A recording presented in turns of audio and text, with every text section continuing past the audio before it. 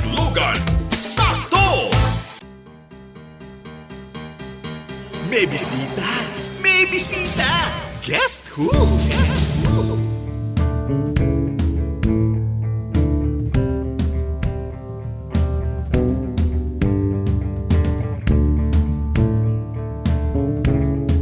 Good morning! Gusto ko, sakto ha!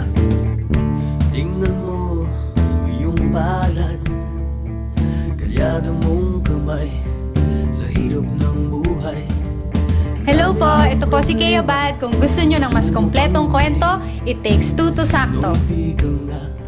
Back-to-back favorite po ng ating bisita, Bamboo with Noy P at si Miss Kay Abad. Oo, kita mo, nabalitaan ko kaagad Ang galing yun. mo, investigative Diba? reporter ka.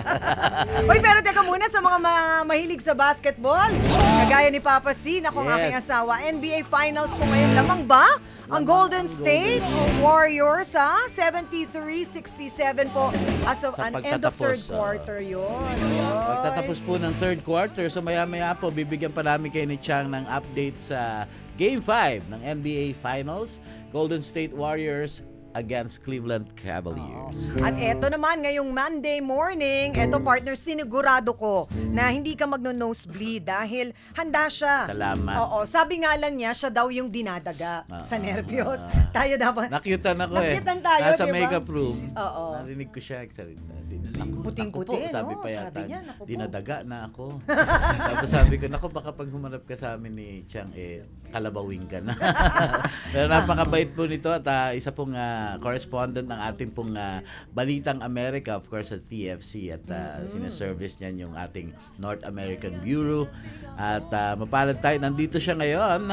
Bumalik sa Pinas, si Jared Bray. Hi, Jared. Hello Good po. morning. Magandang umaga rin. Naku, kamusta ka, Jared? Talagang pinangako ko kay Kaka, hindi kami magno-nosebleed ngayong araw. Pinatugtog ko na kaagad ang iyong favorite song mo, si Bamboo. Opo, favorite ko yun.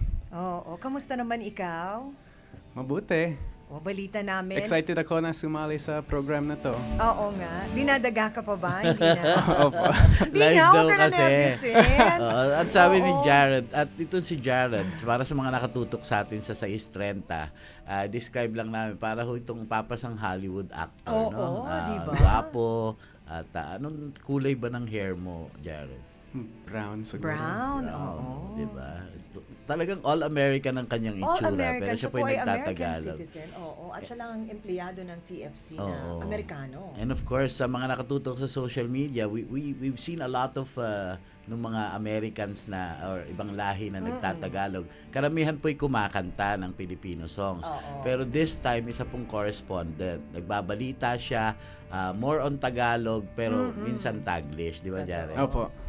So, kailan ka nag-start sa Yan. TFC, sa Balitang Amerika? Nag-apply ako doon noong 2011. Mhm. Tapos tinawagan nila ako, sinabi nila na gusto nila ako. At natuwa ako ng napuno ako ng kagalakan. Napuno siya ng kagalakan. O, di ba? At Malalim isa yun. kaya sa mga interview questions kung ano yung Tagalog ng upuan. Yan. Mas malalim ng Tagalog sa lungkwet. Diba? Oo. Mga ganun siguro ang interview ng ating mga American Oo. Bureau. Anong mga tinanong nila sa'yo? Oo, nung Kung bakit interview. daw, paano ka natuto? Tinanong ba nila, paano ka natuto mag-Tagalog? O anong sabi mo? Sinabi ko na naging missionary ako dito dati sa Region 2 ng 2 taon. 2 years, Opo. okay. Region 2, natuto ka bang mag-Ilocano? Konti lang. Yeah. Oy, mayroon din. Ano? Talaga? Konti lang. Anong Ilocano word? When When? Napintas. napintas. Oo. Basit lang. Basit Oh. lang, konti. Konti lang. Napintas yung nangunguha ka ng mangga. Ganyan ba yun? Apitas pala yun. Pitas yun. Iba yun eh. Again. Kino-confuse. Nalilito siya tuloy. Confuse si Jared. And of course, anong mga first Tagalog words na natutunan mo at tinuro sa'yo? Wala namang bad words. Wala naman. Okay. Oo, bawal yun. And some of the ng mga nagturo missionary, mga Pilipino. Opo. Oh. At what was your first report sa Balitang Oo. Yung Amerika? first report ko, tungkol sa isang Pinoy na restaurant sa Salt Lake City. Okay. Opo. Ano bang paborito mong Pinoy food? Balita ko gusto mo daw Marami akong favorites. Sisig, favorite mo daw? Oo nga. Oh, Gusto ko yan. Marami akong favorites. Adobo, sisig. Marunong ka na magluto ng adobo? Daing na bangos. Uy, daing na bangos. Opo. Oh. Boneless Dinuguan. Uy, kumakain Balut. na sa dinuguan. Boneless siguro yung bangos mo kasi pag natinig Opo, ka, boneless. bigla ka mag-i-English. So, dinuguan, kumakain ka din. Opo. Balot, kaya din. Opo. Oh, ang galing. Balut. Single ka pa ba daw, Jared? May nagtatanong talaga. May asawa na ako? Oy, may asawa na, Opo. may anak na. Opo, isa Ilan? pa lang. Isa pa lang. Isang babae. Magta-3 American. siya sa October. American sila. Opo. Okay. Oh, di ba sila nagulat na parang bakit ang galing-galing mong magtagalog? Hindi naman. So, based ka sa Region 2, what municipality or city? Saan doon? Nag-serve ako sa Bambang, Nueva Vizcaya, sa Difun, Quirino, Burgos, Isabela, Tugigaraw, mainit? Cagayan. Hindi ba mainit doon? Mainit talaga. Oo. Pero Kinaya mo. maganda naman yung panahon doon. Oo. Cute, ginaya. Anong meron sa aming mga Pinoy at talagang Love na love mo in-embrace kami, mo yung oo. aming language, and of course hindi lang siguro language ang minahal mo sa amin, 'di ba? Anong naging kailangan mong matuto ng lengguwahe or Ano po ng yun? language? You need to learn our language Opo. talaga. Okay. To relate to kung ano man yung iyong mission, 'di ba? Opo. Kasi nung missionary pa ako dito, kailangan kong magbahagi sa mga tao doon. Kailangan kong ituro sa mga tao doon tungkol kay Jesus Cristo, tungkol sa gospel niya. So, Kanina nabanggit ko, Jared, na maraming mga yung foreigners na nagtatagalog, and most of them sa song. So ikaw ba natutong kumanta? opo, mahilig ako sa OPM. Oh, Okay. Marami talaga? akong favorites. Sino mga favorite mo? Parokya ni Edgar, River Maya, Bamboo, Hail, sino pa? Eraserheads. Eraserheads, kilala mo Opo. din. Ang galing, ano? Kichinadal. Oh. Kita mo? Si Kichina Bear. Hindi mo kilala. Joke lang. Bear. Kichina Bear. Sino yun? Wala lang. Kasi nga may dal, edi bear naman. Wala lang, pinili mo nga naging Kichina joke. Ted. Pwede ba kami Kichina Ted. makahingi ng sample Yan. ng pagre-report mo? Ng sample? Sample lang. Oo. Oh, sige. Anong dapat kong sabihin? Damage that. Hello po, ako si Jared Bray, nag-uulat para sa Balitang Amerika. So you only do feature stories or may mga hard news ka rin na Hard news din. hard news? Basta Filipino related yung balita, kina-cover ko. Okay. So you do it. Paano ba ang exposure ng Balitang Amerika sa North America? Is it daily or Opo, daily yung show namin. Pero nagka-contribute ako ng 2 basis sa isang buwan. so Katrabaho niya ang ating kaibigan na si Jel Santos Relos. Yes. Kamusta siya bilang katrabaho? anchor. Mabait talaga siya. Magaling. She came from here Oo. and then nag-base na siya doon. Opo. Mas nagustuhan niya. So Magaling talaga anong siyang mga mag-anchor. breaking news yung sabi sa'yo? Jared, you take this one. O ikaw na mag-cover nito. Anong news yon na natatandaan mo? Noong 2013, nag-crash si Melanie Marquez sa Utah. Nasira ang likod niya. So, pumunta ko sa hospital para mag-interview sa kanya. Last year, yung Attorney General ng Utah, ang pangalan niya si Sean Reyes, Filipino-American siya. Pumunta siya sa Colombia para mag-rescue ng mga bata doon mula sa mga human traffickers. So gumawa ko ng story tungkol sa kanyang trip sa Colombia. Nung si Melanie yung pinuntahan mo at naka-confine, sabi mo, hindi naman parang na-confuse ka sa English mo? Or Hindi naman. hindi ka Hindi mo niya nagulat hindi si ka Melanie na ang nahawa galing mo or- magtagalog. Oo. Hindi siya na-shock na baka baka Englishin ako nito. Nagulat naman siya ng konti. Nagulat siya ng konti. Marami ka rin bang Pinoy na friends? Opo, marami. Oh. And sa mga sa showbiz, nakapag-cover ka na ba ng mga Hollywood stars? Opo, last year pumunta ko sa San Francisco para mag-interview kay Gary V. Wow. Tapos sa TFC kasi. Opo, Sa mga tapos events ng nakakilala TFC. din kami ni Kitchi Nadal. Gumawa ko ng story tungkol sa kanyang non-profit organization. Kasi tumutulong siya sa mga survivor ng Typhoon Yolanda. So, paano ka nag-start? Nagtag-along ka pa kila Vev Llorente or kila yung ating mga correspondents doon? Sinama ka ba muna nila before na nag-solo ka na mag-cover? Or on your own na kaagad? On my own kaagad. Galing. Galing. Nag-iisa ko doon sa Utah. Dahil ganyan, kailangan magpapasample kami. Kailangan ikaw ang bumasa ng aming mga Radyo Ah, Patrol. eto na. Teka lang, sandali. Sa oras po nating 10:27 ng umaga.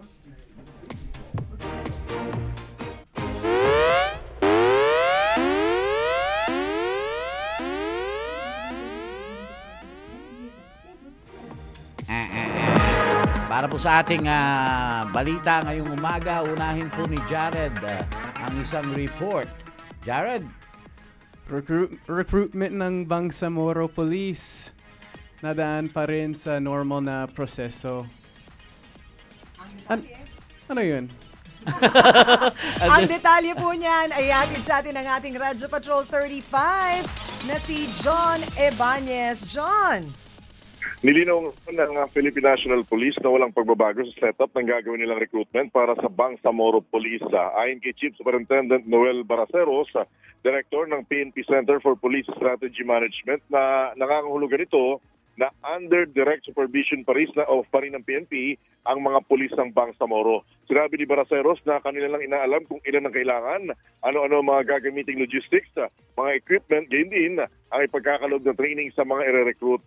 Binigyan din ni Baraceros na ibinabatay nila sa kung ano ang umiiral na batas at hindi ang sinusulong na magkaroon ng sariling police force ang MILF ang ginagawang pagpaplano hinggil sa Bangsamoro Police. Mula sa Campo Crame, ito ang Radyo Patrol 35, John Ibanez, ABS-CBN, DZMM.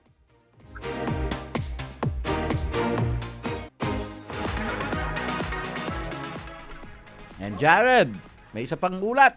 Dagdag na pagsasanay sa mga health professional isinulong sa Senado.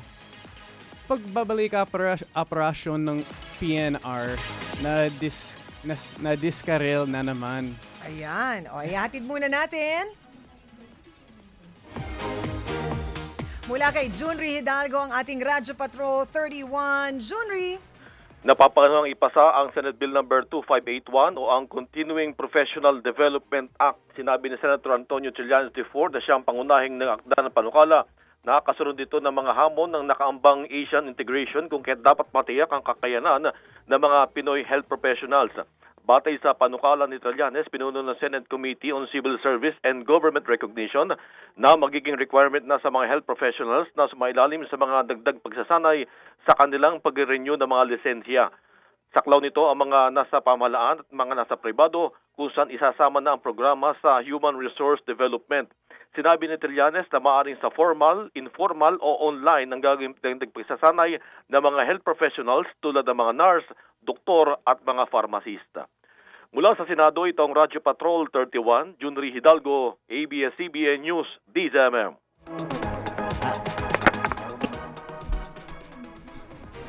At eto pa po yung binasa kanina ni Jared. Pagbabalik operasyon ng PNR, na-diskaril na naman. Ang detalye po ay hatid sa atin ni Radyo Patrol 44, Henry Atuelan. Henry? Naudot na naman itong pagbabalik operasyon sana ngayong araw, June 15, ng Philippine National Railway sa pag-inspeksyon ni DOTC Secretary Jun Abaya sa mga ginagawang riles, partikular na dito sa Paco Station sa lungsod ng Maynila. Inamin ni Abaya na wala pa rin kasiguraduhan kung kailan ang petsa ng pagbabalik operasyon ng PNR dahil kailangan pang maisaayos ang kahabaan ng mga riles mula sa Tutuban hanggang Alabang area. Ito'y para matiyak na hindi na maulit pa yung insidente sa Magallanes noong nakarang Abril. Ayon pa sa kalihim, posibleng tumagal ng 1 hanggang 2 pang linggo ang pagsasaayos sa mga release na lalagyan ng mga makabagong anti-theft mechanism tulad na lamang ng tinatawag na hook bolt at pag-welding sa mga ito para hindi na manakaw pa yung mga maliliit na piyesa ng release. Bukod sa pagsasaayos, magkakaroon din ng safety inspection matapos ang isinasagawang rehabilitasyon para matiyak na magiging ligtas at maayos ang biyahe sa tren. Ito ang Radyo Patrol 44, Henry Atuelan, ABS-CBN News, DZMM. Maraming salamat, Henry. Pumunta naman po tayo sa Cagayan de Oro. 2 po ang patay sa engkwentro ng militar at ng NPA sa Bukidnon. Ang detalye,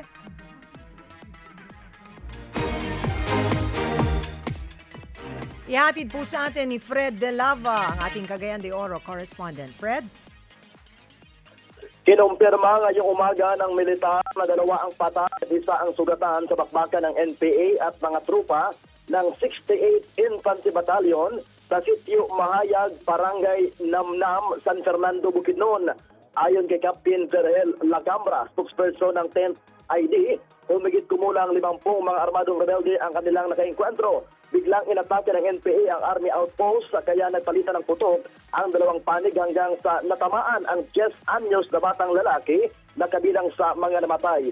Sinakyan pa umano ng NPA na pawang membro ng Front 6 at Committee 89 ang sasakyan ng isang kumpanya bago tuluyang nakatakas. Mula sa lungsod ng Cagayan de Oro, itong Radyo Patrol, Fred De Lava, ABS-CBN News, DZMM.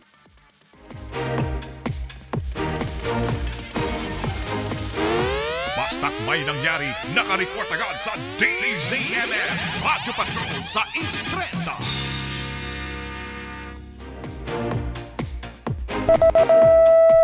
Kapamilya, oras natin, 10:33 na ng umaga.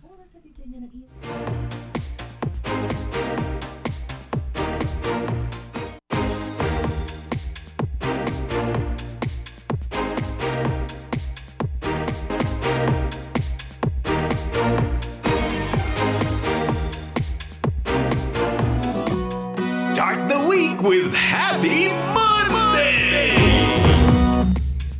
At nagbabalik pa rin po tayo dito sa Sakto with Jared Bray. At wish na natin siya ng good luck. Oo, at sana'y matupad yung pangarap mo, Jared, kasi sabi mo, balang araw gusto mo nang ma-interview o makasama sa isang interview si Manny Pacquiao. Opo. Oo, yun talaga ang Matutuwa yun si Manny. Oo. Magugulat. Magugulat. Si Kay Abad, gusto mo rin ma-interview. Siyempre. Oo, balita namin, crush mo pala siya. Totoo yan. Ay, bakit mo siya crush? Maganda kasi siya. Oo, magaling din umarte kasi. Opo. Oo. At yan, sana sabi dito sa item, babalik ka dito for a visit. Kasama mo ba yung family mo ngayon? Hindi, ako lang. Ikaw lang. Iniwan Pero ko sila sa eventually, sasama States. mo rin sila din dito. Opo. Sabi niya, bata pa kasi yung anak ko. Oo, 3 pa lang. 3 years So, old medyo yung mahirap kanyang magbiyahe. daughter. At anong word na Tagalog na turo mo? Yung mga numbers. Isa, dalawa. Isa ganon. hanggang 10. 10. Oo nga, cute. Cute. So ano naman ang maipapayo mo sa mga aspiring na mga journalist na kagaya mo? Dapat kang maging masipag. Oo. Mag-aaral. Oo. Mag-practice. Oo. Yun. Tsaka gusto ko yung sinabi mo dun sa item na kailangan maniwala ka sa sarili mo. Opo. Diba? Importante yan. Yun. Ako, thank you. Thank you very Thank much, you very Jared. much, Jared. We wish you all the best and God bless you even more. Maraming Talaga salamat namang, po. nakakatuwa na isang, di ba, kagaya Oo. niya ng Amerikano pero mahal na mahal ang ating mahal na Pilipinas. Thank you for loving Opo. our country, our culture, and yung ating lengguwahe din. Tama. Diba? Maraming Thank you. salamat. Kumusta mo ako salamat. kay Babe Lorente? Okay, Lorente. Oy, update partner sa laban. O, ayan na. Last 2 minutes na daw. Ano ba score? 96 po ang Warriors and 89 Yan, ang Cleveland. ganyan. Mahabol pa rin ang Cleveland. Oo. At sa atin naman pong pagbabalik, meron pa rin tayong isang espesyal na bisita. Ipapakilala namin si Jared doon. Jared, maraming salamat. Salamat din po. Alam mo ba yung kantang Basang-Basa sa Ulan? AGs? Ay. Kasama niyo Alam ko sila yan. kanina. Alam mo yon. Mamaya makakasama natin sila. Ang saktong oras natin mga kapamilya, 10:41 na po tayo ng umaga. Turn over na natin si Jared kay Dennis Datu. Oo. At narito na po ang ating mga ilang pang paalala. Magbabalik po ang sakto. Thank you, Jared.